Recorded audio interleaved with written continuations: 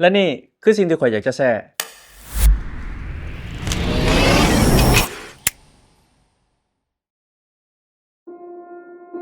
อาจจะมีแน่ในบางครั้งที่เฮาสงสัยว่าสิ่งที่เฮาเฮ็ดไป